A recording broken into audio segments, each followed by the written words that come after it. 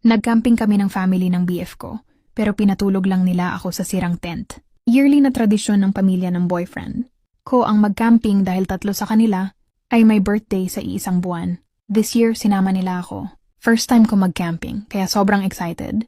Ako, isip ko bonding na rin at pagkakataon para mas makilala nila ako. Bago pa kami umalis, tinanong ko na kung may kailangan ba akong dalhin o ambag. Sabi nila, damit lang daw at sila na bahala sa lahat. Kaya kampante ako, akala ko talaga welcome ako bilang bisita. Pagdating namin sa camping site, hindi naman ako nagpakabisita. Tumulong ako sa lahat, nagtayo ng tent, nagluto, naghugas ng plato, nag-ayos ng gamit. Kahit parang ako na lang lagi ang inuutusan, okay lang sa akin. Naiintindihan ko kasi na wala akong ambag sa gastos, kaya bumawi na lang ako sa kilos. Pero doon nagsimula yung hindi ko inaasahan. Nung oras na ng tulugan, pinapunta nila ako sa isang lumang tent. As in halatang lumana, may butas, halos masira na, at ramdam mo agad na hindi siya matibay. Samantalang sila, may mas malalaking tent na maayos at komportable. Medyo na-hurt na ako nun. Pero pinalampas ko. Sabi ko sa sarili ko, okay lang, camping naman to.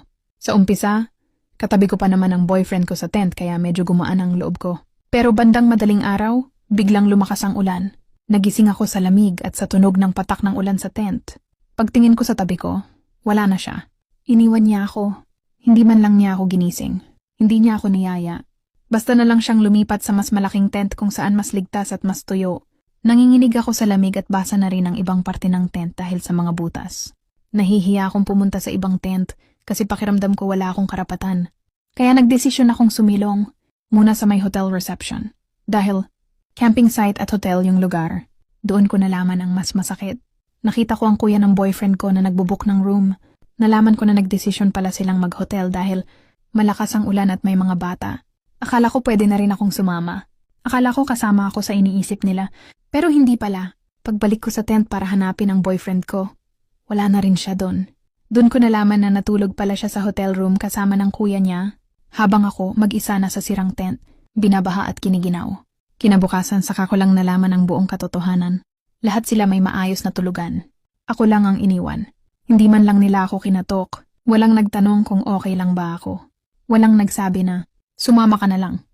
Wala. Para bang hindi ako parte ng grupo. Para bang dahil lang wala akong ambag. Okay lang naiwan ako sa ganung sitwasyon. Hanggang ngayon, hindi ko sila kinakausap.